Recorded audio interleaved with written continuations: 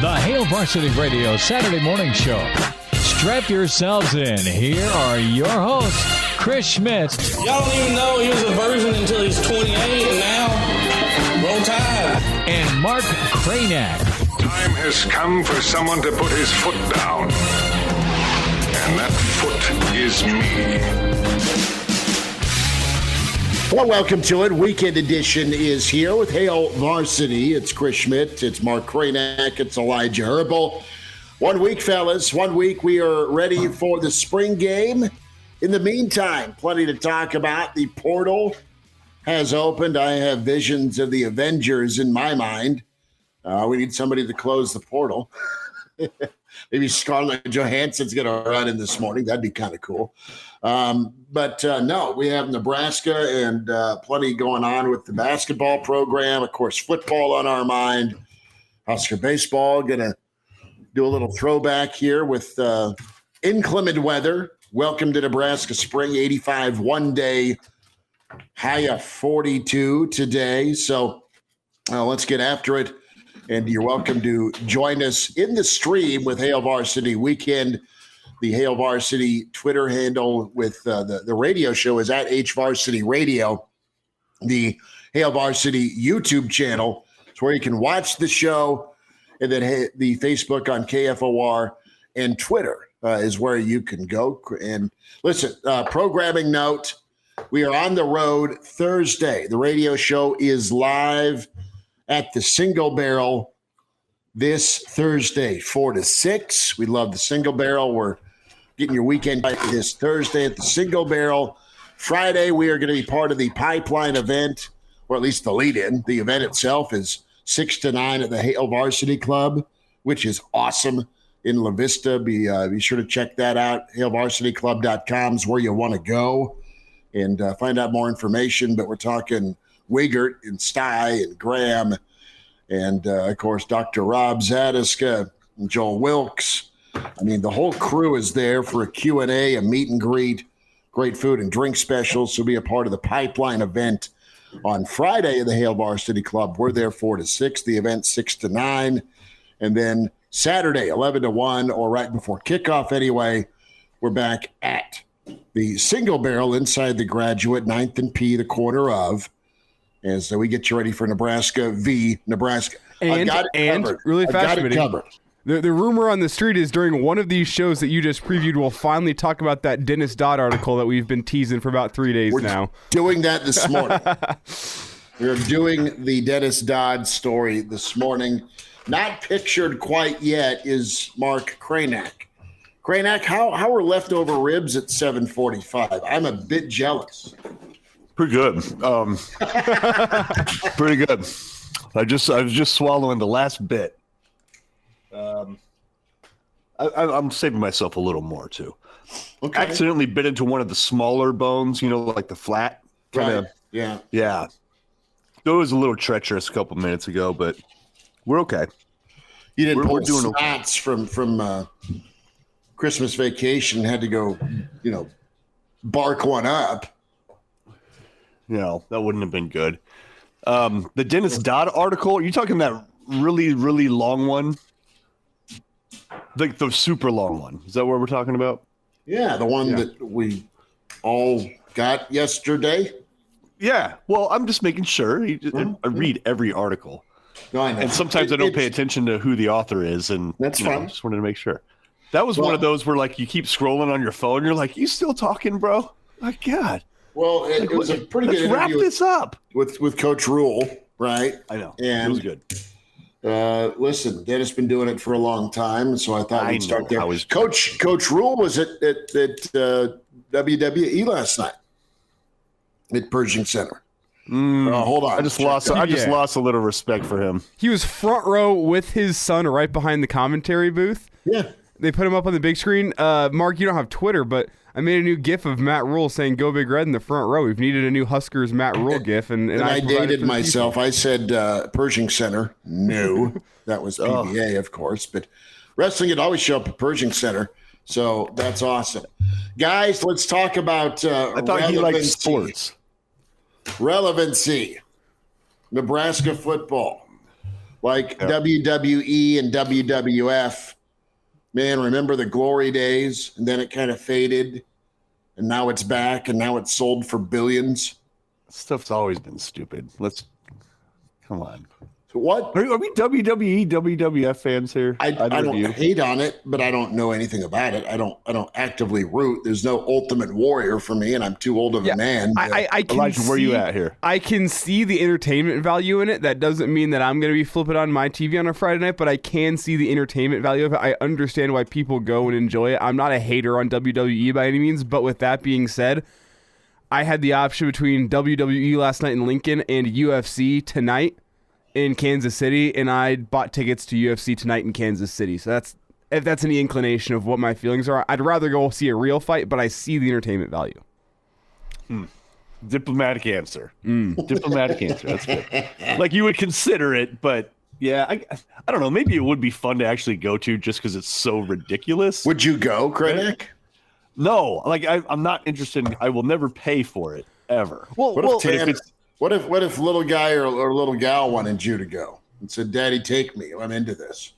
Then we'd have a little talk about, what's wrong with you, child? No, I can understand. What's wrong with you, boy? I can understand why people go because unlike like a UFC event tonight that I'm going to, you're not guaranteed to have entertainment. It could be a boring night of UFC fights for all I know, and that's obviously relative to good nights. But WWE, there's always going to be something exciting that goes on any given night. That's why I can understand the entertainment value in it. Their job, everyone that's there knows that the fights are predetermined fights, the wrestling matches, whatever. It's predetermined, yet they're still entertained because it's an entertainment company, not a sports company, if you get what I'm saying there, you know? Yeah. That's why I can see the entertainment value. That steel chair does hurt, though. I didn't realize you were an influencer on their payroll, Elijah. Look at you. I deny these allegations. Football, Dennis Dodd. I promise Better we would get to topic. it. So, Nebraska and relevancy. Really good story about making Nebraska relevant again, return to relevancy. Listen, I love this story that Matt Rhule shared in the early part of this story and his approach to coaching, recruiting, and program building shaped with his football life. He's a guy that climbed his way up, walked on at Penn State, was a scout team guy, in his own words, got his butt kicked on scout team, was ready to throw the towel in. He heard a sermon about weathering the storm, and then he kept on chugging. And in 1996, because of some injuries, he made the travel roster for the kickoff classic against USC. And all of that has given him pause throughout his career. So he's an excellent guy to have, A, as a head coach, B, as someone who can talk to a kid in this day and age of the portal about a kid being able to come in and voice his frustrations, playing time, with scheme, with whatever. I think Rhule totally gets it because he lived it. So in the article, a lot's touched on, but Rhule right now, he wants Nebraska relevant again.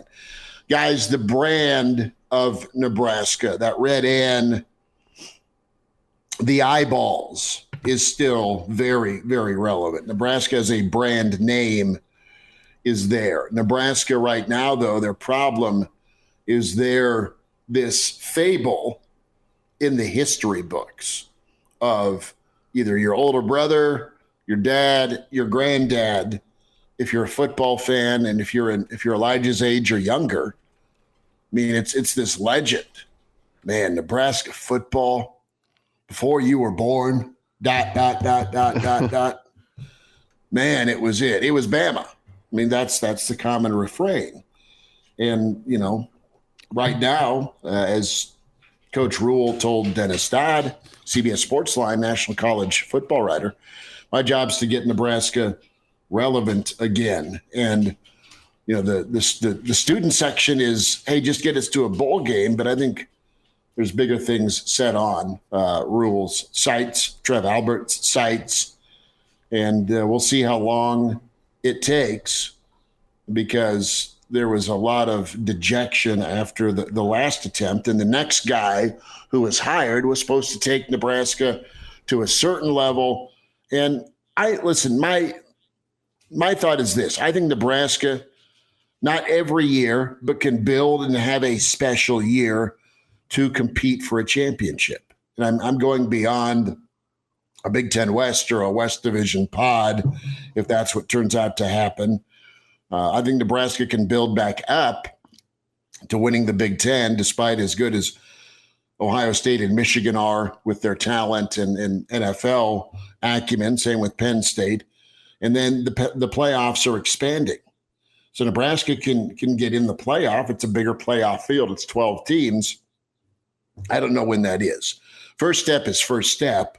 That's winning 6 ball games next year. Nebraska's had the talent to win 6 to 8 ball games, probably most of this 6-year bowl absence window, I think. So I don't know that they're fair off as far as being a relevant team in the Big Ten, competing for a West Division title or competing for a good bowl game, like being a 7-9 win football team, right? Where you have a big win, either home or road, once a year. And you're good against the teams you're supposed to be good against that you used to beat. That's taken for granted no more, especially by Trev Alberts, and he gets it. So I really like this article, and I like the drive of Rhule, because he's also got to show that, all right, the NFL thing was the NFL thing, and he knows this. I can come back to college and kind of regain my form as one of the elite coaches. He's a super driven guy. Good story. Elijah, 2 days later, I finally get to talk about this story, but I think it's a pretty good showcase and platform for Rhule. And a week from today, we get to see how the spring work comes together. You know, the thing is, the article essentially touches on, does Nebraska have a ceiling? I mean, it doesn't say that, but it's kind of like what it's inferring. And I think that's what we've all been talking about. Like, is there a ceiling? And I think as fans and followers, we've all sort of refused to accept that there is, because you've seen how high it can get, right? So when Michigan and Ohio State's mentioned, I think as a follower and as a fan, you don't just concede that. You're not just like, oh yeah, well, there's Michigan and Ohio State. Nebraska is never going to be like that. Instead, we need to compete. No, you're just like, okay, bring it. You know, and so I think there's just kind of that inference, that undertone within that article. And another thing that stood out to me there was what Ted Carter mentioned about Rhule, and how he's intersected with Rhule for a while now, and Ted Carter being the president of the University of Nebraska system. He'd intersected with him when he was at Navy and playing against Temple in a championship game. And he just mentioned being on the field and just watching how they warm up, and being impressed with how physical their warm up was. Right? You were pissed about warm ups in Ireland. Yeah. You were. You're a detail guy. You were like, dude, what are they doing? I wish there was a way to share that in a.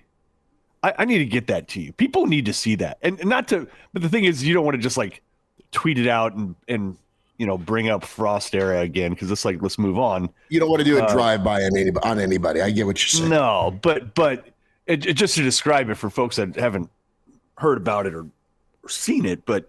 In the pregame warm-ups, when people do the calisthenics, you do like the high knees, you do the karaoke, you sort of line up in lines, and each group gets to go. They're like, go, and the next group goes, the next group goes. And it's usually orderly, right? It's usually like choreographed, and people are taking their turn. Nebraska was just a total free-for-all mess. I mean, it was disgusting to watch. You're just sitting there like, there is zero like organization here. There's no, this isn't, I mean, that's when it should look like a military regiment kind of thing, and it just looked awful. So anyways, back to Carter and back to Rhule. He's talking about how in pregame, it stood out to Carter how Rhule's crew was straight up hitting, right? They weren't just sort of like, meeting up with each other and driving each other's like it was an active physical warm up. And Carter's like, and that's how they play too. Yeah, he said in the story, he said in the first drive of the game, they went and knocked out Navy's starting quarterback and Navy's starting running back. And because of that, they lost to Temple that week, and then they lost to Army the next week for the first time in 20-something years. And he doesn't attribute it to Army as a classic Navy man. He attributes it to Matt Rhule and his team. So reading between the lines there just a little bit. He's not going to blame the midshipmen, but he says that Matt Rhule, their guys played physical. They knocked out our starting quarterback. They knocked out our running back, and it screwed us. But that's what football is, and that's what Matt Rhule wants to bring to Nebraska. And you hear him talking about, and you hear his assistants actually talking about it, this term dominant contact, right? I'm sure you've heard that. Yes, please. Like, do that part. Do that thing. And so it's just difficult for me to imagine, but it has been for everybody. Or maybe we're just all too positive about the next coach. Like, oh, he's finally got a plan or whatever. But if you could just get that part right, like, it just unlocks so much else. It's your cheat code, right? In football. Like, if you can just unlock being physical all the time, accepting nothing less, like, what a great base to work from. Like, let's start there. Let's knock the crap out of everybody every play for 140 plays, whatever there are. Start there. Like, that's our baseline. Then let's sprinkle in some track dudes. And right? and I want to make a point here that I don't think Nebraska didn't match up in terms of physicality with a lot of the other teams in the Big Ten under Scott Frost. They had physicality, but whenever you look at the big dogs in the league, the Michigans, the Ohio States, Nebraska didn't always match up in terms of physicality there. But they had dudes that showed physicality. I'm not sure that they had a group of 22 dudes that showed the quote-unquote dominant contact every single play. I mean, you had bits and pieces. Right. JoJo Doman's a guy I think of, dominant contact every single play. Cam Taylor-Britt, when he was at Nebraska, how he took on blocks from wide receivers, dominant contact.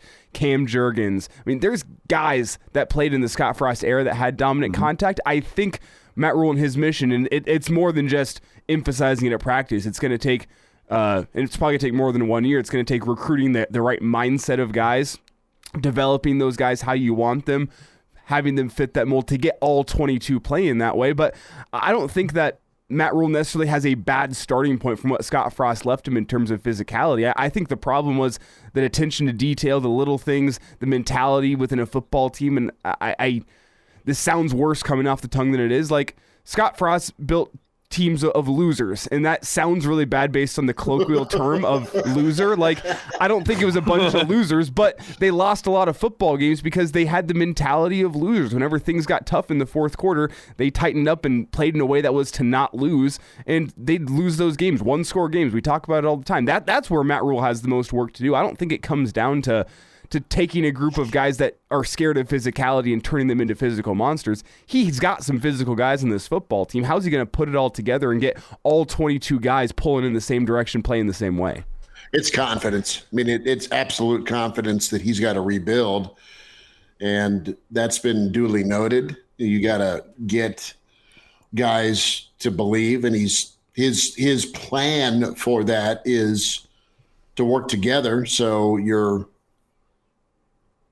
toiling together, and you're putting the energy, and you're sweating, and I mean, whatever cliche and adjective you want to use about joint hell. You go through spring football, and then workouts in the summer. You do it together. You got a respect for one another. You can drive one another. You can push one another. And then you'll succeed together, theoretically. So, no, it's set up to respond. But Rhule's the first guy to understand the pecking order. Before you get relevant on the national scene, back to the Dennis Dodd article for a moment, it's vital to get good in your own backyard. I mean, and I want to see what the attendance looks like moving forward, because today through the end of the month, the portal opens. And who's out, who's in. You've got a plethora of defensive backs. You've got a boatload of running backs and quarterbacks. You have a thin offensive line group. I mean, there's some upperclassmen that haven't won, fellas, that are NFL guys that haven't won. Are they all in with Rhule and this plan to return to relevancy and win the practice session versus the, hey, let's get to the playoffs? I mean, I mean, Rhule's not going to rush it. He's not going to shortcut it, I don't believe. And he gets that it's going to start with, all right, having a good spring, right? Let's have a good spring and then have a good summer and then figure out the fall. And, you know, in a couple of years, let's talk about competing for a new look Big Ten, because there's probably a very good possibility Nebraska's going to have to jack with either USC or UCLA and probably in Iowa and some other team in a 14 pod. Don't know that for sure. Yeah, it's well, and Elijah, you were saying too, just how you don't have to. It's not like you have to rebuild the idea of physicality because that's somewhat there. And agreed. But would you say it's the hallmark of the team? It's got to be. Not really. It right? has to be. It's not right now. Yes. Right. Can be though. They have some tough dudes, right? It's not a bunch of wussies running around that are scared of contact. Like he's right. He's not coming into that. You're I mean, totally my right. point is, like, I think that Scott Frost and his staff had to do more to build physicality within the football team than Matt Rhule's going to have to. Like, that team following the Mike Riley era, like, they played like a Pac-12 football team. They didn't play dominant contact, was not their emphasis in both scheme and in play style. That's not how they played. I think there was more work for the Frost staff to do than what Matt Rhule's going to have to do to build up physicality, because I do think that Scott Frost and his staff were able to build a football team that they may have not been dominant contact all the time, but they were willing to be physical. They were willing to show dominant contact, and that was in stark contrast to what the Mike Riley era looked like. Brandon Vogel joins us, HailVarsity.com and magazine, the managing editor at Brandon L. Vogel on Twitter in his football office. Vogues, you're a hat guy. I'm going to put you on the spot. What do you think of Kraynak's Atlanta hat? I think that's money. Yeah, it's pretty good. I noticed that right away. I've always liked the kind of old school Atlanta logo, and the powder blue is a nice touch. Yeah. So just so y'all know, this hat, it's like the 72-ish logo, 70s era logo, but it's the early 80s colors. So this was never actually worn. It's a mashup. And I'm like, yeah. And there's a cool website for you hat folks. I'll send it to you guys. It's different. It's not just the stuff you see on like Fanatics or whatever. It's like mashups all over the place, but it's the real stuff, the new era, legit stuff. It's pretty cool. This leads me into the perfect segue of let's talk mashup with Nebraska, Vogues. The old, the new, from different eras, right? And we spent the morning jumping on the Dennis Dodd article all right, that was a pretty insightful read, really cool perspective. And here's Matt Rhule's story. Relevancy. What's your take on that term with Nebraska? I think as a brand, they are. As a program, there's work to do. They need to bring both together so they're competing for a chance for bigger things. They're not far removed from it. They're not so far down, in my opinion, that it's something that can't be done. I know that the pipeline, let's use for an example, ain't walking through that door again. I get it, but you can get to a level where, you know what, you can challenge. And I know that's something he's excited about being able to do.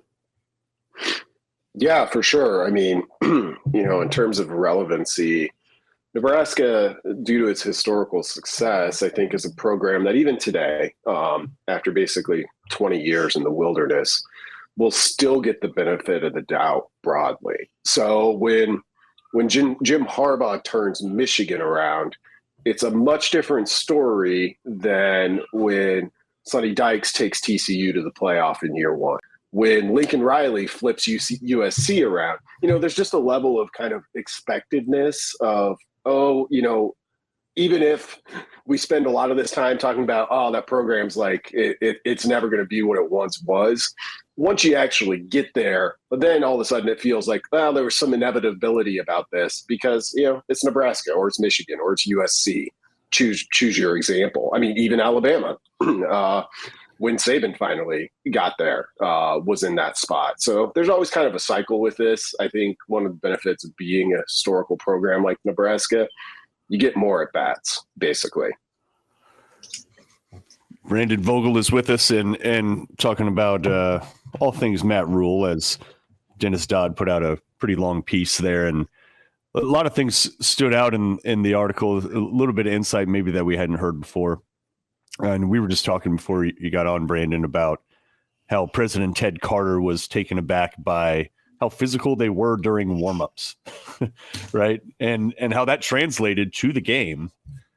And just in a little bit of a conversation about, it's not like Matt has to rebuild the idea of physicality, but it feels like he wants to make it a core part of their identity.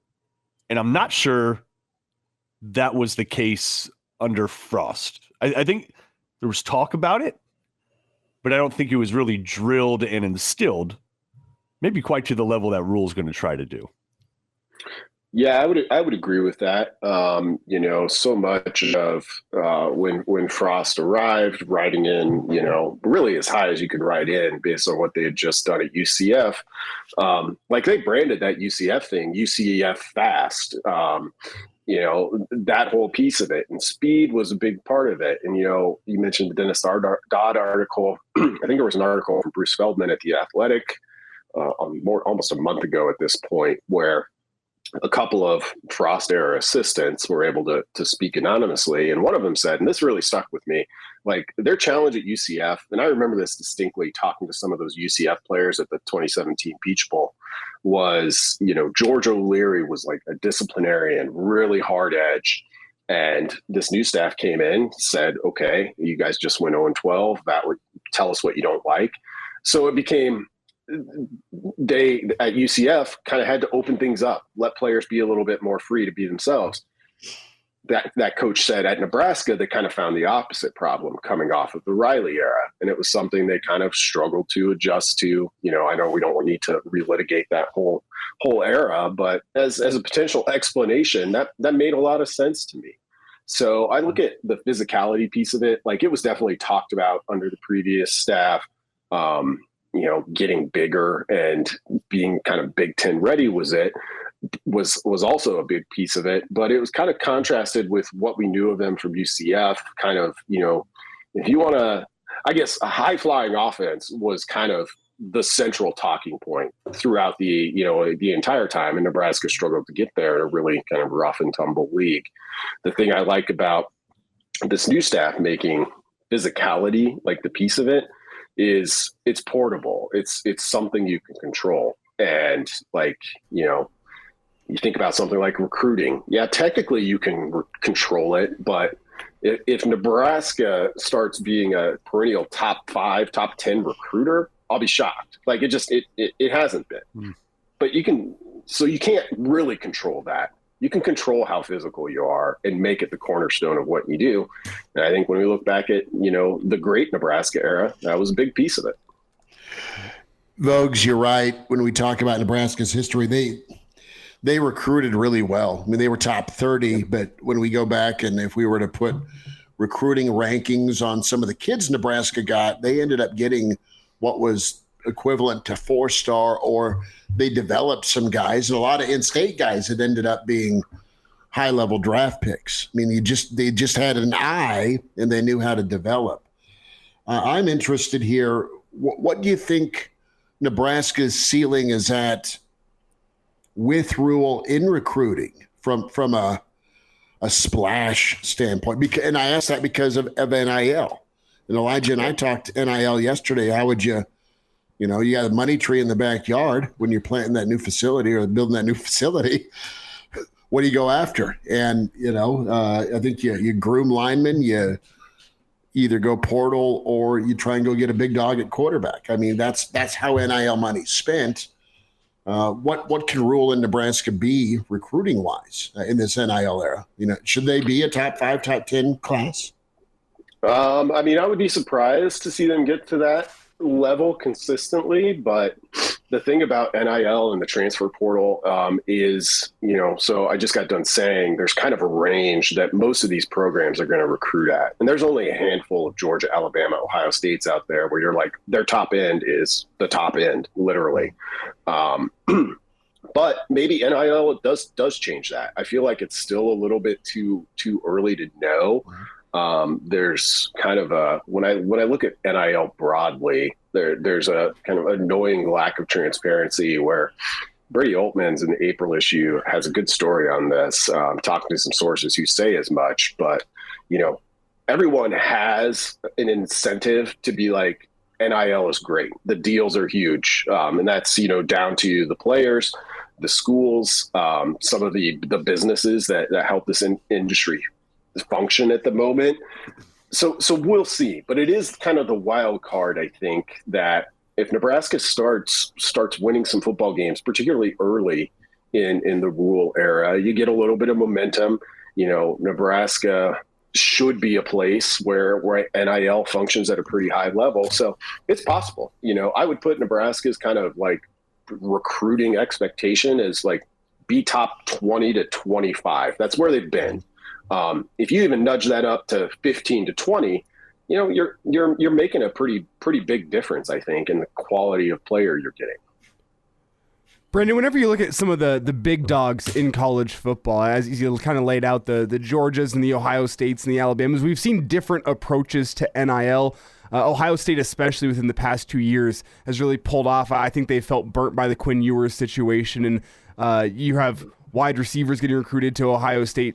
I don't want to say upset about NIL, but that's not the main selling point of Ohio State. They say we'll get you the NFL, not the NIL. So that's been their selling point. You look at Georgia. Georgia's not been afraid to pay kids coming out of high school. They haven't been afraid to make the investments there on the 5 stars. And Alabama is its own thing as well, where they've been kind of adjusting. And Nick Saban doesn't seem to like NIL, but Alabama has to try and accept that. He kind of said as much, reading in between the lines, talking at a booster dinner last year, saying he needs more NIL money to be able to go and compete. It's the way of the world in college football, but we've seen different approaches even from those schools that are perennially top 5 and top 10 recruiting. So how long do you think until we as a collective in college football find the way forward with NIL? Because as you did lay out, it is the Wild West right now, and I'm not sure we'll ever reach a point where there is a uniform and standard way of going about NIL, but it still feels like there's so many teams across the country doing it in their own way, trying to figure out the best way forward.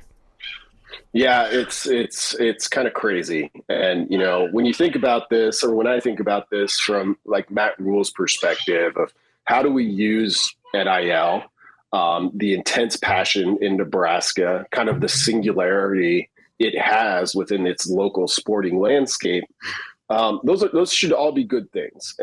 But the thing I would worry about if I was a coach at Nebraska or anywhere else is it could change tomorrow. Like the NCAA has consistently lobbied for kind of congressional intervention here, and who knows if that's ever going to come. It hasn't come yet, but it could.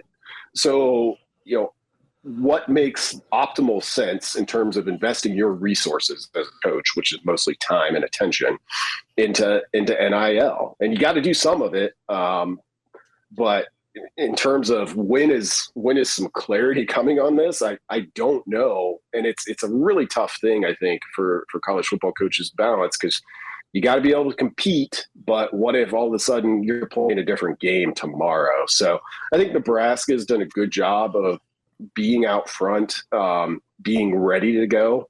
And I guess kind of being ready to adapt is about all you can do at this point. Yeah, and it is wild too, because you go from an environment where it's so restrictive and you can't give a player an extra ham sandwich to a salary structure, basically, where there's no salary cap. There's no pro league that's like it. It's mind boggling how it's going to settle, and nobody has there's no standardization anywhere. Yeah, pretty interesting scenario. But I think we all knew as soon as that word came out that, hey, you can pay players basically. It's like, oh, Nebraska's back, baby. Because the rent's cheap. The rent is cheap here. You can put these dudes up in some really nice pads. You can give them some nice wheels. And there are plenty of people that are willing to foot that bill. Getting a little bit more into Rhule and the staff as they get set for the spring game just a week away now. Have we heard anything about the format of the spring game yet? There's nothing out there yet, right? Rhule talked about it roughly this week, but basically said we're still figuring it out, which tends to be the case with most of these spring games now. There's a bunch of them today throughout the country. I think most of the ACC goes today. And we'll see. I know Trev Allers from really the early on has been saying, we want to have a football game. Like we don't need all of this stuff. So I think it'll be mostly straightforward, but I don't think we know that for sure yet. So it seems like Harburg is pretty well favored. Are we reading into that? And will we know more next Saturday that Harburg seemingly has jumped Purdy, he's jumped Torres, and he's kind of the number 2. I mean, it seems like he's the number 2 guy on campus right now. Is that how you see it? And do you think that'll be confirmed either way next week? I do sort of see it that way, based on what we've seen and heard. I wouldn't be surprised if people came out of next Saturday feeling it's confirmed. I don't know if it will actually be confirmed, I guess would be the way to put that in my mind. But he looks really big and athletic in the clips we've gotten to see from practice and things like that. I think there's going to be a role for him in some way, I guess is how I would come out of spring so far, not having watched the spring game itself yet. But yeah, it wouldn't surprise me. Like, if we want to put together a betting pool and say, pick who's going to be your number 1 star coming out of next Saturday, odds on him would probably have to be pretty short. Brandon, what's your feel with the spring game next week as we talk quarterbacks here on Jeff Sims? Do you think that we walk away from the spring game next week talking about Casey Thompson's future? It sounds by all accounts like it's been a good spring for Jeff Sims running this new offense, and Casey's been a little behind the 8 ball dealing with that injury. Do you think following the spring game we're going to be wondering about his future because of Jeff Sims' performance? Yeah, I think that's certainly possible. Reports on Sims have been good. They obviously targeted a player that they knew based on Rhule's kind of pre-existing relationship with his former head coach, Jeff Collins at Georgia Tech. A short way to say it, they brought a guy in like that for a reason, I think. Hey, happy transfer portal opening day. That is officially today. So yeah, it's going to get a little bit wild here, not just in Lincoln, but across the country, I think. Really starting today. I just mentioned there's a bunch of spring games going today. So I think by the time we hit Monday, you're going to have a flood of new names in the portal to talk about and think about. Not at Nebraska. I think most guys will wait until that spring game if they're considering a move. But it's going to be a little bit crazy. They kind of created this window, which has done what it's intended to do. I think it's a good thing. It's just a little bit weird as it runs up against, 85% of the spring games across the country. Brendan Vogel with us from HailVarsity.com and magazine managing editor. Also author with John Cook, Dream Like a Champion. Find him on Twitter at Brandon L. Vogel. And the new issue is out. I'm anxious to get my hands on it, Vogues, and read what you write, obviously, what Babbers has in there, what Aaron does, what Jacob handles, and, of course, Brady with the NIL story. But just to put a bow on kind of the road we've traveled today with a week before spring game, the expectations of Rhule in reference to the Dennis Dodd article, getting Nebraska relevant again, and then the NIL factor. It's it's fascinating to look and see what the resources are. What do you think the going rate is for? And I say rate, but what's the going rate for a stud tackle? What's the going rate for a quarterback, the top running back, or a guy in that conversation? The urban legend was $150,000 will get you a hello in the SEC for a 4-star or 5-star top prospect. This is pre-NIL, all right, where the boogeyman and bagman were roommates, okay? So football's a giant roster compared to basketball. What type of cake does Nebraska need to be baking here?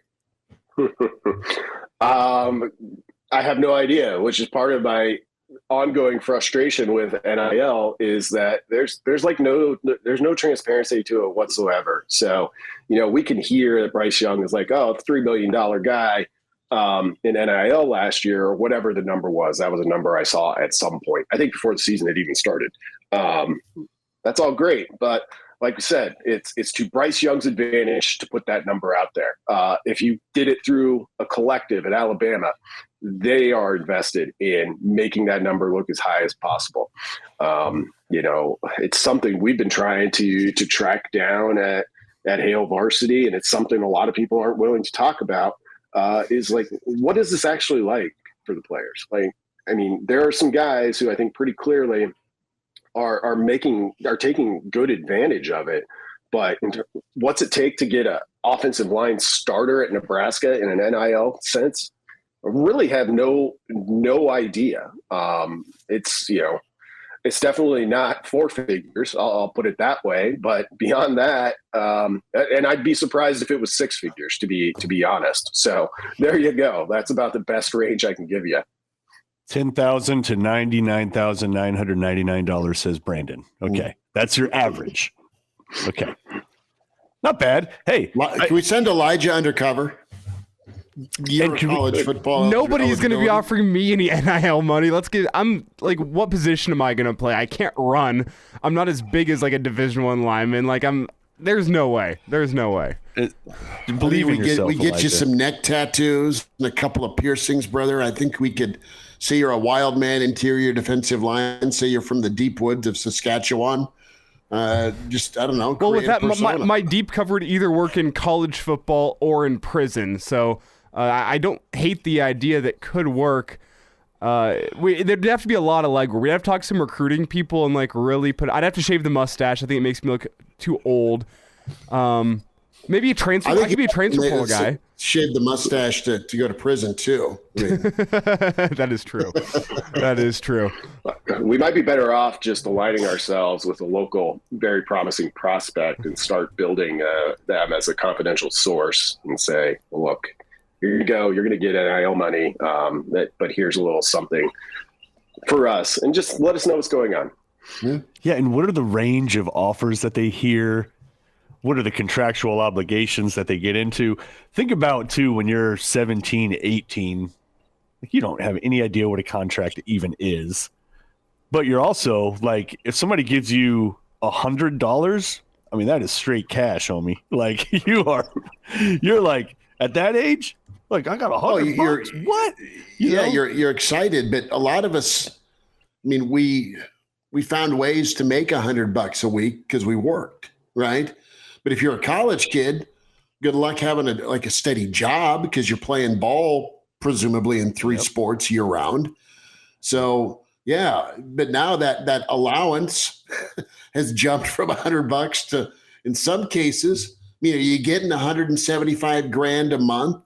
Is that your allowance for a top end NIL quarterback or wideout, or hell, if you're a top offensive tackle in the country? I was reading through a past athletic article about Andre Smith, and he's like, man, I had so much fun as the number 1 player in the country. Number 1 offensive tackle in the country. This is the year before Saban got there.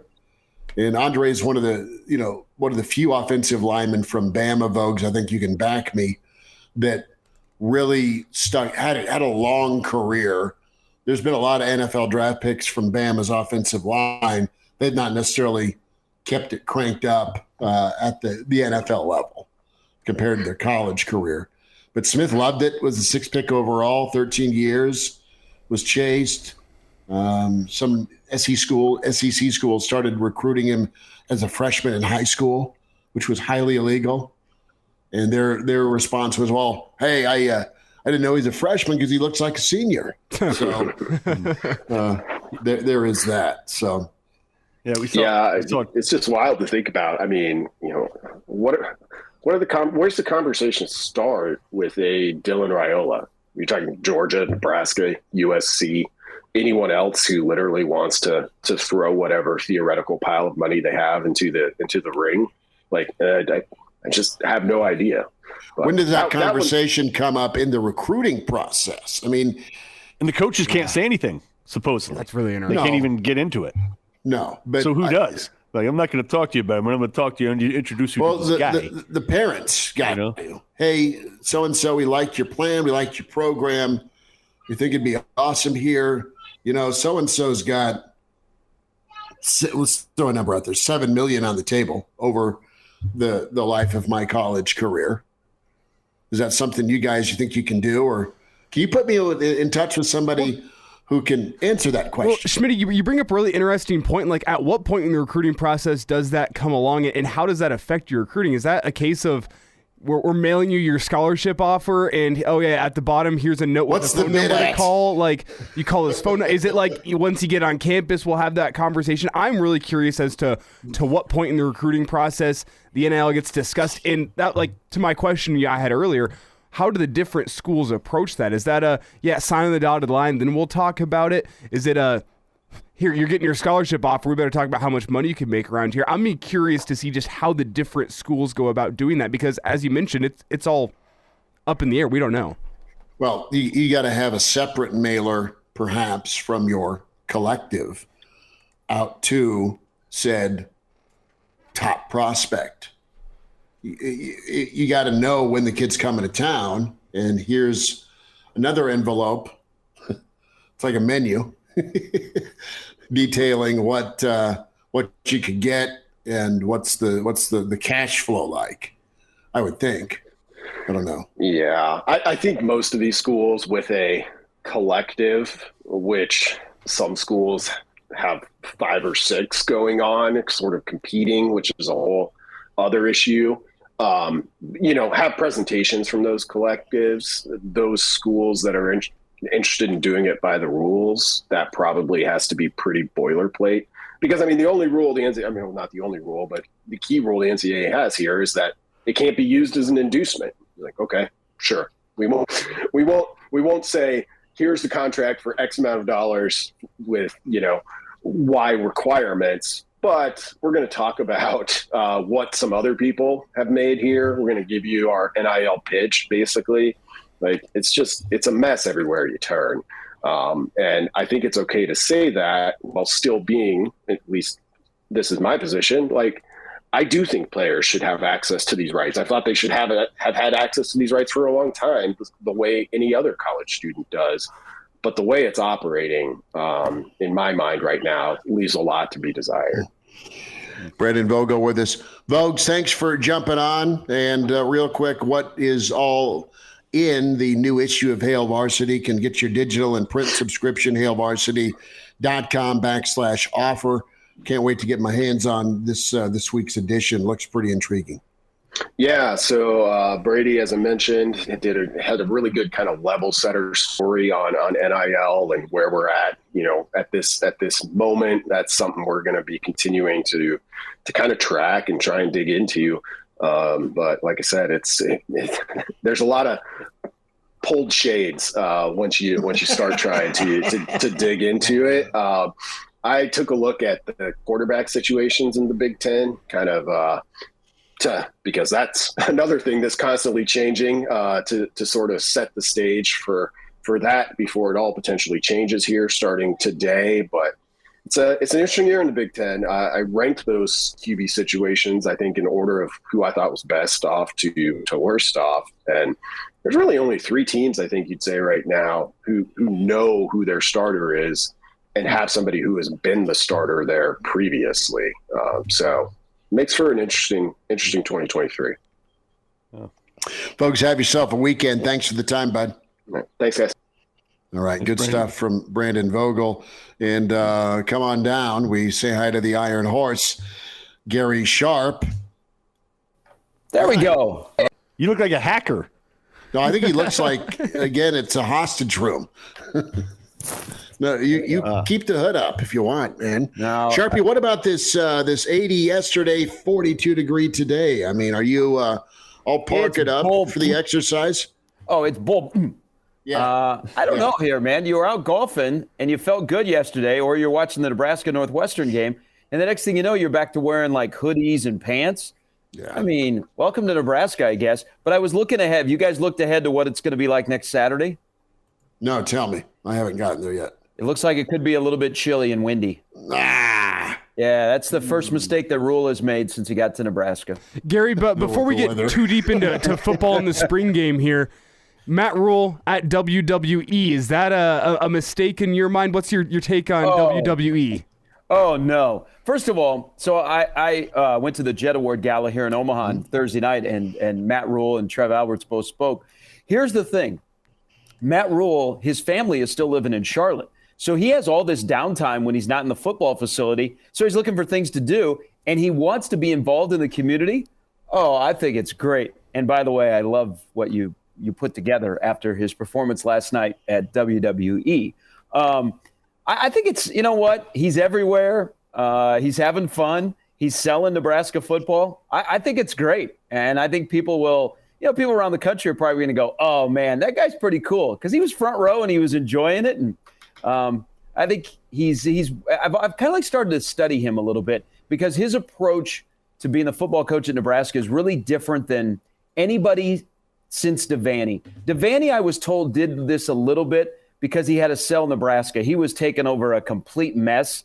And so he had to sell Nebraska. And he was that kind of guy that loved being out with the people, whether he was at the Tam O'Shanter or wherever. He was out and about. And so I haven't seen Rhule at the Tam O'Shanter, or he's not at Cliff's, getting a suicide or something like that, or smoking a fatty. But he's everywhere, and I think it's great. I thought it was funny last night. And look how quickly, once the TV camera caught him, that everybody was talking about it. So that's the purpose. He's selling Nebraska football before they ever turn on the scoreboard. That's big. Gary Sharp with us, the Iron Horse. It's Hail Varsity Weekend. Programming note: Thursday and Saturday, we are at the Single Barrel at the Hail Varsity Club on Friday. Free drinks for listeners. That is Gary Sharp. That is not me. On Gary. Making promises. 4 to 6 Thursday, and then 11 to 1 or right before kickoff Saturday. So excited to be back at the Single Barrel, 9th and P, as everyone makes their way into the spring game. Sharpie, are you expecting any bombshells today, or will that be a post-spring deal for Nebraska? Because they're going to lose some people into the portal. Are you expecting any bombshell names, any vets? That's a good question. I think there could be some veterans. I don't anticipate any bombshells. Now, they're at 99 right now, Schmidt. And I don't know what you said, but Elijah and Mark left the room. They're at 99. And so they got to get down to 85, but they don't have to get down to 85 until the start of fall camp. So some guys that still want to play are going to have some movement beginning today to the end of the month, which where the portal window opens is kind of awkward for Nebraska because they haven't played their spring game yet. Right. But then there will be other guys, because Rhule can take advantage of this rule that guys can basically kind of not play football but get their degree. And so, those guys might be more prevalent than the ones that are in the portal that are well known. But I also think you have to keep in mind, I think there's like a John Bullock. Don't you think a John Bullock deserves a full ride scholarship after what he's done here in the fall, and how much he's done here in the spring, and how much he's going to play in the fall? So you got to factor that in. But I have no worries that they'll get to 85. But I think there'll be some veterans that you see in the portal that want to play football that just they don't see a path to playing here, and they've probably been guys that have been here for a while. And probably the lead on that is what's going to happen with Noah Pulla-Gates. He's been here a long time. He's probably not going to play much this upcoming fall. Does he want to play Does he want to start because his career really has been up and down with some injuries and just lack of consistency? So, we'll keep an eye. It's a weird portal timing. I also think I wouldn't expect, Nebraska to pull like a Jordan Addison type player out of the portal. There'll be more of if they're looking, they're going to go for depth on the offensive or defensive line or at inside linebacker. No, I think that's really fair. As we broach the spring game and kind of a chance today for a lot of guys to make that impression with the scrimmage this morning. Which is big, and I'm glad you brought that up, Schmidt, because the scrimmage today, kind of like the scrimmage in the fall before the season starts, is like the big one. Like it's your final exam. Yeah, today is bigger than the spring game. Now, they want to see guys in front of 60 to 70,000 fans, of course, but today is like the big day where they will let it loose, where those decisions that you were just alluding to of guys that say, I'm either going to play or I'm not going to play, they'll be able to know after today. But, like after today, we want to hear about the quarterbacks. I would really like to hear more about the running backs. We've not heard much about A.J. Allen or Anthony Grant, so I would like that to come out of spring. Just maybe we need to ask those questions of Matt Rhule. Hey, where are your running backs at that are not named Gabe Ervin or Ramir Johnson? Right, and those are two names you're wondering about. How do they transition to the new regime?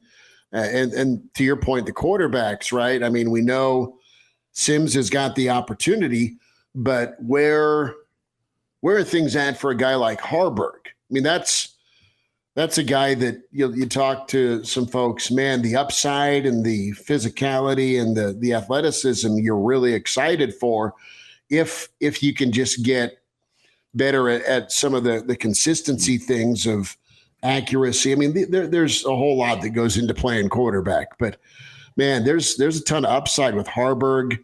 You've seen him right now, and is he a guy that is still talked about with position change, or is he somebody they can ride with at quarterback and keep developing? That's what I'm anxious to see, man, is that quarterback room in the continual development. Who's going to stick around for it? Yeah, it's not lip service with Heinrich Haarberg. They really like him. They like his footwork.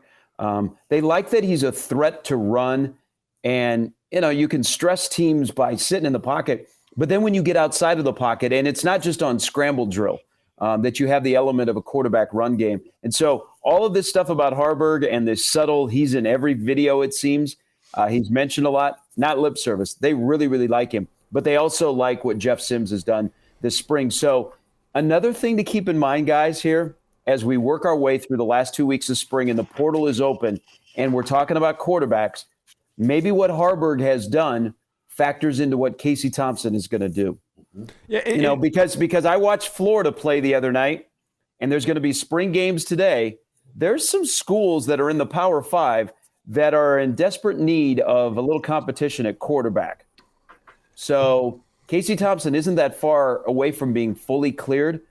Keep an eye on him, how that all that all unfolds, because he's a guy that I think wants to start here, wants to get in the mix here, but he may have options. And we know that the behind the stuff things that go on in the portal, the chatter that is not up front, it could happen. So it's just it's the wild, wild west we live in. Correct me if I'm wrong here, Gary, but isn't Casey's situation similar to what Eric Gilbert is, in that he's on his second transfer and would need a waiver should he go play somewhere else, because it's his last year of eligibility, and therefore if he doesn't get that waiver, it's curtains for him. And you got to assume that's a factor in what's going to be in his decision here over the next couple of weeks. Yeah, and I think, will the NCAA, which has been pretty lenient on handing out these waivers, would they do something like that? Because I wouldn't be surprised. Guys, Chubba Purdy, I'm not saying that he'd be a guy that would transfer, but if Chubba Purdy decided to transfer ever from Nebraska, he would need a waiver as well. So is the NCAA just going to start green lighting these, or is the NCAA going to stand up and say, no, we've got to take control of this and we're going to stop these? The thing with Gilbert, Nebraska's actually been pretty successful in getting these type of waivers, so I don't have a worry about him. You just hope it doesn't linger into the first part of August when camp has already started. But those are all factors to play in. But watch around the country, backup quarterbacks or quarterbacks that were number ones that lose jobs and that don't win the job in the spring. watch what happens in the next 2 weeks about getting in the portal, because I watched Florida and Graham Mertz is there. Whoa, they need another quarterback in Gainesville. It's the approach that Rhule and company are taking is interesting too, because it feels like Frost didn't necessarily do this. And it's, listen, like if we're going to be about competition, we are about competition, and we are just bringing in dudes. I don't really care about your feelings, insert player here. Like they didn't, like roster wise, size wise, they did not need to go get Jeff Sims. Right. No. But at the same time, Rhule's sitting there just like, we have a chance to get Jeff Sims. Yeah. Bring him in. Right. Like bring it on. Let the best man win, right? Just kind of throw him into a hat. That feels like a hallmark of how he wants to do things at every position, and that's got to pay off, doesn't it? Oh, I think it'll pay off leading into the fall and from here on out. That's why when you hear him saying he wants a physical spring game, you can't preach competition every single day and that your quarterbacks are live and you have a defensive coach that's saying our identity is going to be physicality and then play two-handed touch in the spring. Now, it could change depending on the availability of guys, but they preach it every single day. And there's competition among the staff as well. So I think that has to bode well. I always think about this, guys, and we can go around the room here. Because everybody's kind of getting close to what they think their win prediction can be. And, Phil Steele will be here before you know it on July 4th, and all these magazines will be coming out with predictions. Is how much of what this staff is doing with attention to details, what you alluded to, Mark, physicality, how much of those things that they're installing right now, when we get to the fall, how many games is that worth that you're going to win that because you haven't paid as much attention to it in the past is actually going to turn into a victory? Are we thinking 2 wins a year, 2.5 wins, maybe 3? And then you put that on top of games where you might have more talent or toss-up games? I mean, I don't know. Is it 2 or 3 with what you're doing here in the spring with physicality every single day? Because they are physical in practice. If anybody has seen more than just the open period, or just every single thing is a pay attention to the detail from how the program is run to how your position is run. Well, Gary, it's hard to get a gauge on what this team is going to be next season, in my opinion, because I still think there could be a lot of roster changes that happen between now and August 31st with the portal opening up, with newcomers, freshmen coming in on campus. I mean, I want to get your take before we even get into that topic of how different this team could look, and what position groups do you think could look different between now and August 31st? See, I don't think it'll look drastic. I don't think there'll be like this just influx of a bunch of talent in the portal. Remember, they got to do some math first. So it's not like they have spots open that they can just start hauling in players. They will have their freshmen come in, but how many of those guys are going to get on the field right away? If I'm playing wide receiver, then that's, where I want to go. I don't think it'll look entirely different. There'll be a couple of new bodies. But when they open up camp, I think it'll pretty much be the guys that are here now or the guys that are signed that will be in the mix. So you don't foresee any big surprises in terms of departures from Nebraska in the coming weeks? Not a surprise that would be, oh my gosh, we just lost a starter. Okay. It could be a number 2 or a number 3 that could leave. Because if you're losing a guy that is projected to be a starter, then there's something wrong, maybe with that particular player. That it just something happened behind the scenes. We're seeing this in basketball. People are being tampered with, but I don't foresee that happening. And I will tell you why, because a lot of these guys aren't looking to leave Nebraska. They have created in a short amount of time a nice little environment where guys like going to work. Just look at guys that have talked to the media. Every guy, and I love the variety of guys they put in front of the media, almost every one of them comes up with a smile. And they talk about having fun. I mean, they've done a short amount of time, give them credit. They've created a nice little culture of, hey, football is fun because we want to be led. And they're being led. And, hopefully you see the result when they turn the scoreboard on. Sharpie, I want to go back to the detailed question. What's it going to be worth from a win-loss standpoint? Fair to say there's 3 to 4 coin flip games a year in the Big Ten, or at least the last several years in Nebraska's schedule, where worst case scenario, you're supposed to go 2-2 in those 4 games. Best case scenario, you go 4-0 or 3-1. typically Nebraska's gone 1-3 or 0-4. Okay, Yep. that's what's happened, and the way they've lost has been preventable through their own actions or making a play here or there, or just details for God's sake, or taking care of the football or whatever else. I mean, it comes down to the devil in the details, and I think with the right approach and mindset and drilling, you can prevent self-harm, and Rhule's all about that. So I think there's probably still going to be 3 to 4 coin flips a year as you live in the Big Ten world. And at worst, you need to split, go 2-2. But I think Rhule, because of how detail-oriented he is, if he can get the confidence where it needs to be in those tight moments, Nebraska can be a team that is 3-1 most years, and in really good years, if they're going to make a run at something, they could have an undefeated season. I look at Iowa, and not every year does Iowa win all the coin flip type ball games. There's some years where, they lose a one-score game to a Minnesota or to a Wisconsin, right? But they're pretty good at splitting those, or they'll get their big pelt and take down a Michigan or play a Penn State stuff, right? So Iowa's done really well historically at those tight ball games in conference play. So they are a bit of a blueprint, dare I say, with finding a way in those 17 to 14 ball games. So I think it can be a big difference maker. Yeah. So they've studied extensively why Nebraska last year lost close games. And so, that's where you get the 75 yards rushing in the fourth quarter. But Mark or Elijah, here's one game, and I imagine they have studied this game, but this is a game that Rhule and a couple other guys on the staff will reference a lot. Why do you think Nebraska lost to Wisconsin last year? That's a game they study a lot, trying to figure out the why of that game. Why do you think Nebraska lost to Wisconsin last year? You're up. They all run together. I mean, the first place my You're mind up, goes. you're up 14 going into the fourth quarter against that offense. Yeah. But it didn't go back to like little details in that game, some missed tackles, just, you weren't able to keep drives alive on the other side of the ball. And a game that probably of last year, you went, my gosh, how'd you not win that football game? Well, first place my mind goes is stylistically, you didn't have a team that could pound the rock and eat up clock, and you didn't have a quarterback that could lead an offense in that situation either. And you combine that with the cold weather. That's the three places. I guess first place, and that's three factors. But that's where my mind goes first.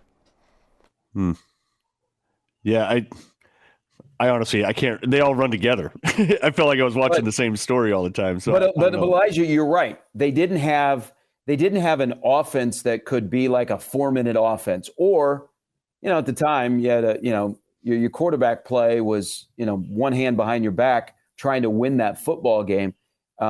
It goes back to the discussion that Schmidt kicked off a little bit ago. Is all about details, like details in those situations where you don't get away from what got you to that point. And I know that's been stressed of this build up, and retention of knowledge and retention of success. What made you successful in the weight room with your body? I mean, guys, Norelli the other day in his statement, I know a lot of people focus on that. I think one of the biggest things that he mentioned was Corey Campbell again. How many offensive linemen have referenced Corey Campbell? We've had back-to-back weeks, Ben Hart and now Noelli. It's just those things they're building up, those things that you do to be successful. You want that in the back of your mind when you get stressed.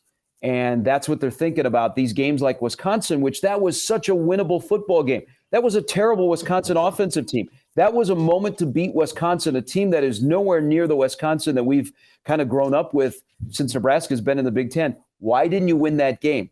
Because you didn't take care of the little details, either upstairs, on the sidelines, or out on the field. And so that's something they've stressed, which I go back to. I wonder, when you get to those moments, muscle memory, how much does that kick in that you're like, okay, we know what we've been drilled on. We're not going to let this slip through our fingers again. And Schmidt's right. There's probably 2 or 3 of those games a year that's going to be the kind of situation.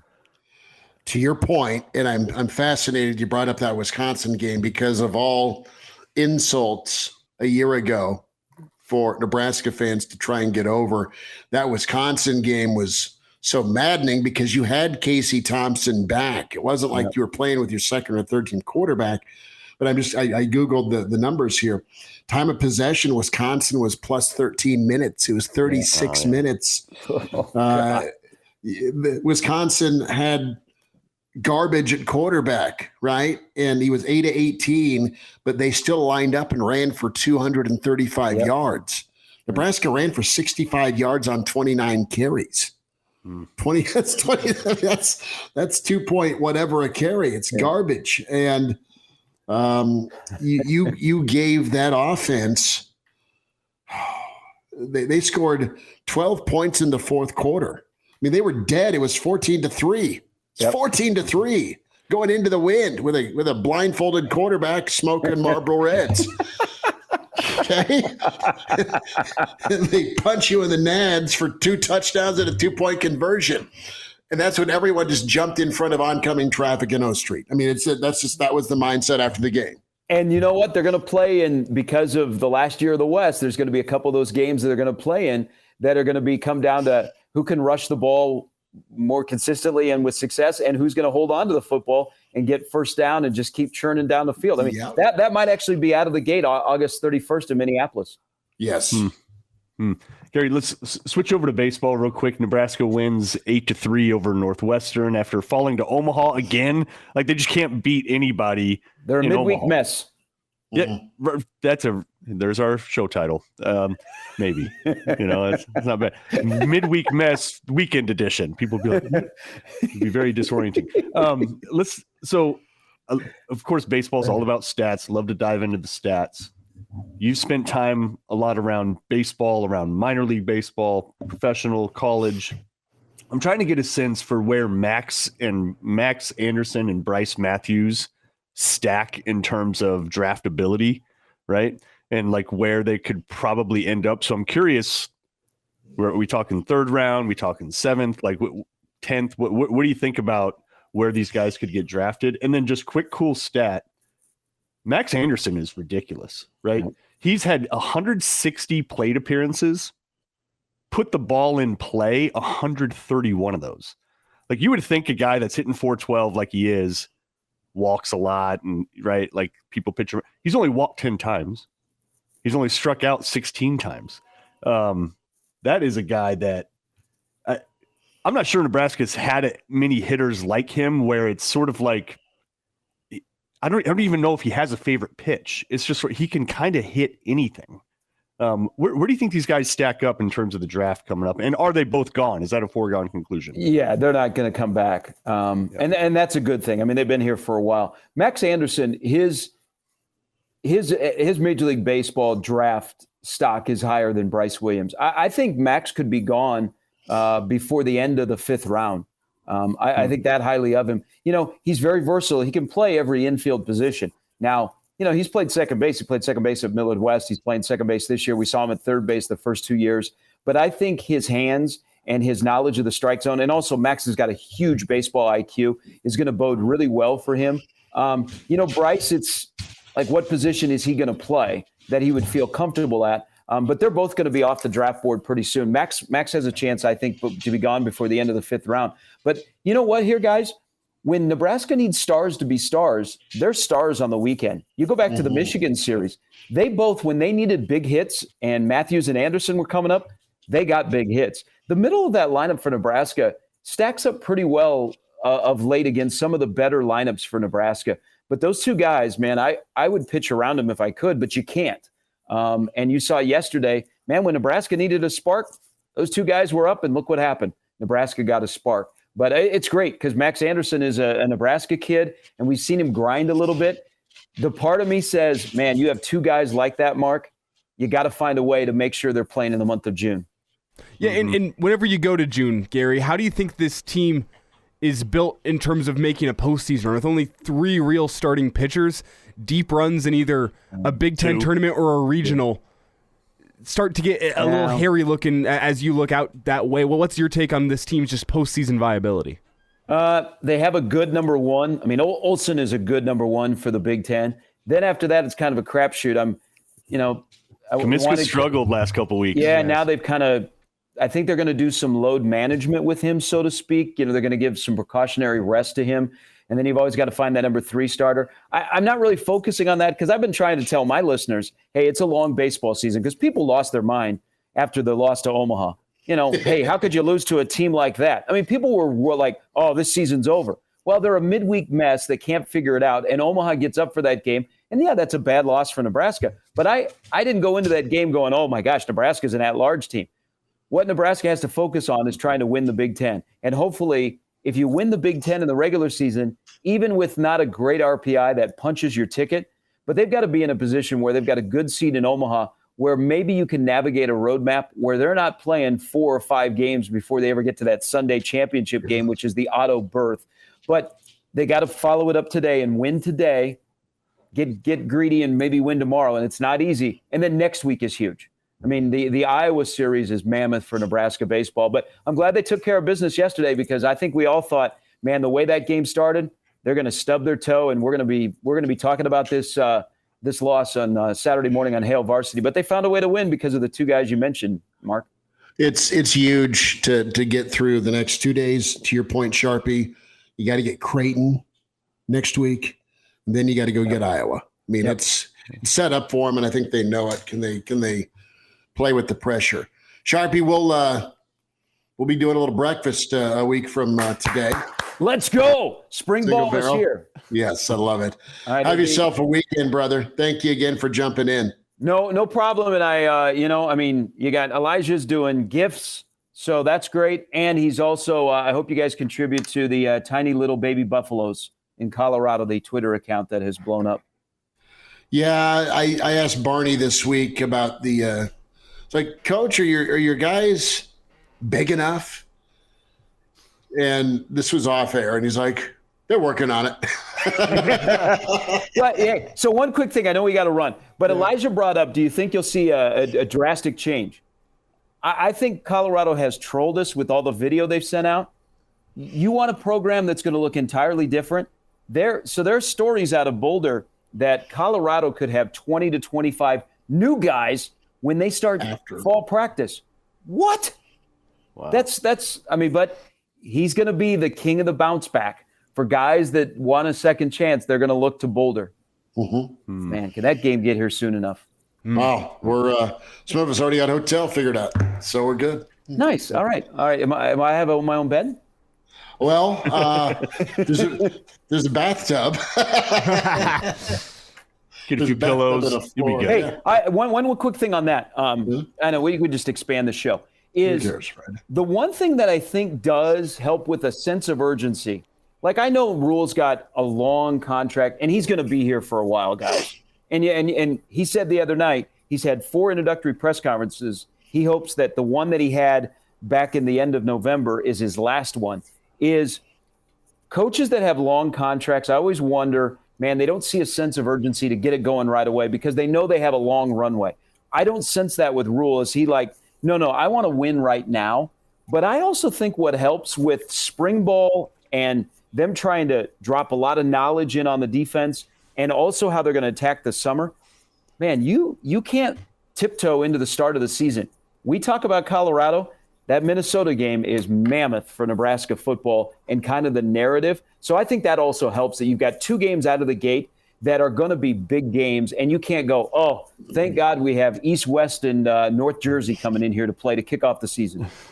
No, you're right. I mean, how's the tone set in conference and then against a hated rival? Well, especially in a game, Nebraska-Colorado, that's got national television big noon kickoff written all over it. Well, you're starting the college football world too. Thursday night on BTN. I mean, it's a showcase game. So here's my prediction: 7:00 kick FS1, 6:00 kick Central Time, or 7:00 kick on Fox for the Colorado game. You think they go back to prime time? Huh? Absolutely, you absolutely go night time. Because all the pregame shows will be in Boulder, but I don't think they want that game being at 10 a.m. local time. No, yeah. So Deion's debut. It's going to be. So I big. think Nebraska's first 2 games will be in prime time, and then the home opener will be 2:30 on BTN. That's just my prediction. But those are going to come out here in the next 6 weeks. Okay. You're right on it, Sharpie. I'm thinking night game, and let's get the world to watch. Right? Yeah, we've done that before. That'll be good. we had a read out the world. Remember how that went? No, I know, but man, the pre and post game was awesome. Hey, what will be in the world of rollouts of marketing ideas? Will it be read out the world or the new Herbie that will be revealed on Monday? Oh, I think the Herbie. I want to see Deion in that damn cowboy hat with a leash walking Ralphie. And I want to see Ralphie, And I want to see T.O. And I want to see T.O. pointing them both off the field. Get your ass over to the sideline. Yeah. I got to tell you, I'm worried about Monday seeing the new Herbie. Is he gonna have an arm sleeve tat? I mean, is he gonna go? I don't know, but what'll be your reaction to your kids? Will they be like, or will they like, oh? Well, okay, Gary, in your opinion, should the new Herbie be blonde or brunette? I think you got to go back to blonde. See, the whole thing with the new Herbie, when he takes off his hat for the anthem, I'm freaked out. But I'm also freaked out by mascots that don't wear pants.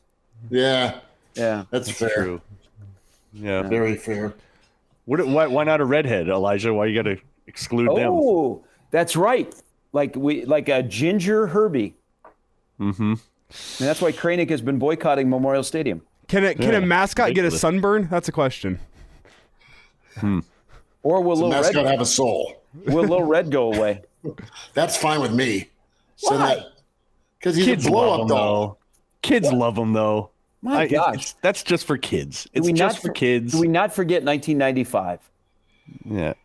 I wanted 97. Remember the Antlers kidnapped him during the Nebraska-Missouri game? They drug him up into the stands. Well, can we just get a Little Red that's not a creepy inflatable that flips over on its head and jumps around every single Little Red just a little played out with his game day gimmick. It's not for us, guys. It's not for us. It's for 7-year-olds and 8-year-olds. Can't you do a Baby Yoda type different version instead of a blow up thing though? What if you had Herbie and Little Herbie? Yeah, exactly. Or you had a female Herbie. Well, Mark, really fast here. I think we're gonna wade into that now. I had to think on your by point. Bud Light. Oh Lord. Is that what we're doing? This is the Hail Varsity Overtime Show. Yeah, I hope all our listeners are enjoying this. But I was just gonna go, Mark, why do we have to have a mascot that's for the kids? I don't see kids putting up money for NIL. I don't see kids buying season tickets. What are they doing that deserves a mascot? They're the NIL people in 20 years. You're hooking them now. You're investing in them now, getting them interested, and they all want a picture with Lil Red. They all do, all of them. So it's fine. Let them get a picture with Lil Red. You've just painted the reason that the reclamation project is very real, because you've got the 5 to 7-year-olds that are going to the game now because they want a picture with Little Red or Herbie and not to see Nebraska roll somebody. They haven't seen that for a while. Yeah. What are Herbie's pronouns? What are we? I don't know. I don't care. I don't know. Watch on Monday when he walks up to the farm. Yeah. No. That'll be good. And then Sharpie, Tom Osborne takes off the top. He's the new Herbie Husker. That works. Love that. Sharpie, enjoy the weekend, brother. Thanks for a few minutes today. It was awesome to get caught up and talk some ball, bud. Hey, stay warm, everybody. I can't wait to talk about the spring game next week. All right. Take care, buddy. There he is. All right. That is Gary Sharp, the Iron Horse, Mark Kraynak, Elijah Herbel. This thing took a monster left turn talking mascots, but it is what it is. And we'll be back at you 4 to 6 Thursday at the Single Barrel Inside the Graduate Roadshow at Hail Varsity on Friday in La Vista, right in front of the Pipeline event. So come see us, Hail Varsity on the road Friday in La Vista at the Hail Varsity Club. Saturday, 11 to 1 before kickoff. Again, back at the Single Barrel. Kraynak, have a good week, bud. You as well, sir. All right. Elijah, thanks much. And check out Hail Varsity, Spotify, iTunes, Google Play for the podcast. Take care.